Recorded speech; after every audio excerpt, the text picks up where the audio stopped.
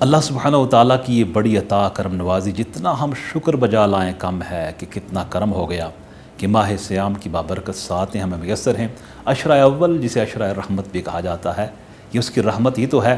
اس نے کرم نوازی فرمائی، ہمیں زندگی میں نعمت عطا فرمائی۔ اللہ تعالیٰ بار بار اس نعمت سے سب کو استفادہ کرنے کی توفیق عطا فرمائے۔ سحر سے لے کے افطار تک، افطار سے لے کے سحر تک کے اوقات اس کی رحمتوں سے، برکتوں سے، عنایات سے، کرم نوازی سے، جود و سخا سے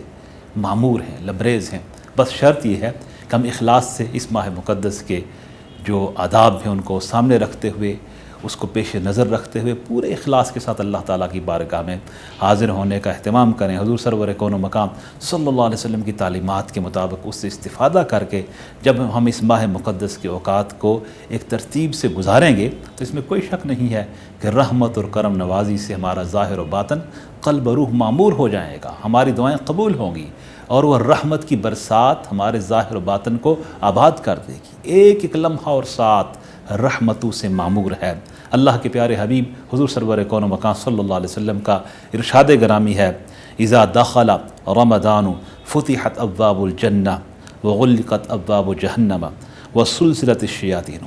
یہ بخاری و مسلم شریف کی متفق علیہ روایت ہے کہ آقا نے فرمایا صلی اللہ علیہ وسلم، جب ماہ رمضان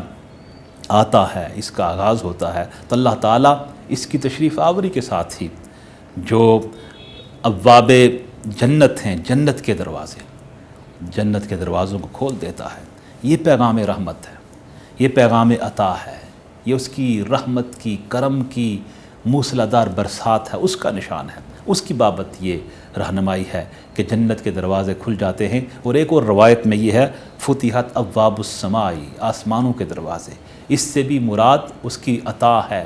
اس کی کرم نوازی ہے، اس کی رحمتوں اور برکتوں کا نزول و ورود ہے۔ اور ایک روایت میں یہ الفاظ ہیں، فتحت ابواب الرحمتی،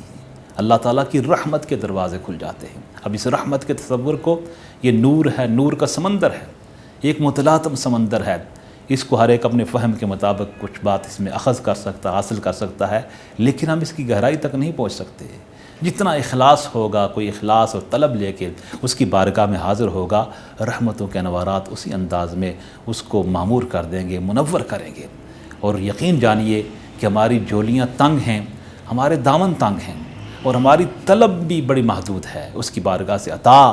بے حد و حساب ہے ماہ سیام کی بابرکت ساعتوں میں، جہاں نیکیوں کا اجر بڑھا دیا جاتا ہے، نفل کا ثواب فرض کے برابر اور فرض کا ثواب 70 فرائض کے برابر، اس سے بھی زیادہ اجر و ثواب اخلاص کی بنا پہ پھر بے حد و حساب اجر و ثواب عطا ہوتا ہے۔ تو یہ رحمت کے دروازوں کا کھلنا، جنت کے دروازوں کا کھلنا، آسمانوں کے دروازوں کا کھلنا، یہ ایک وہ پیغام ہے جس کو ہمیں سمجھنا ہوگا، محسوس کرنا ہوگا، آگے بڑھنا ہوگا نیکی کے راستے پہ۔ اور اسی طرح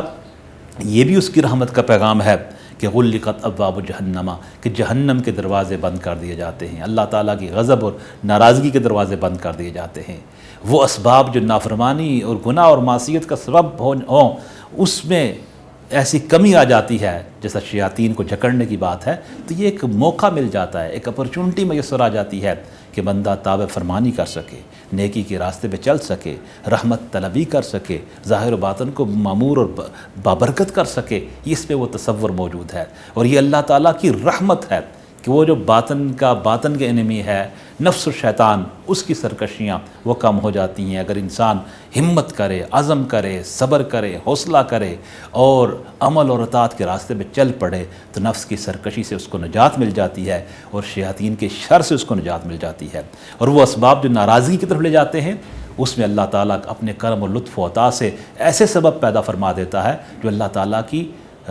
رضا اور اس کی خوشنودی کا باعث بنتے ہیں۔ اور اسی طرح سلسلۃ الشیاطین میں بھی ایک میسج ہے کہ میں اگین اس بات کو دہراؤں گا کہ وہ طاقتیں، وہ شر، وہ شیاطین جو انسان کو بیرا روی کا شکار انسان ہوتا ہے اور نیکی کے راستے پہ چلنے کے لیے اس کی مشکلات ہوتی ہیں، لیکن یہ تمام مشکلات کو اللہ تعالیٰ ماہ سیام میں آسان کر دیتا ہے،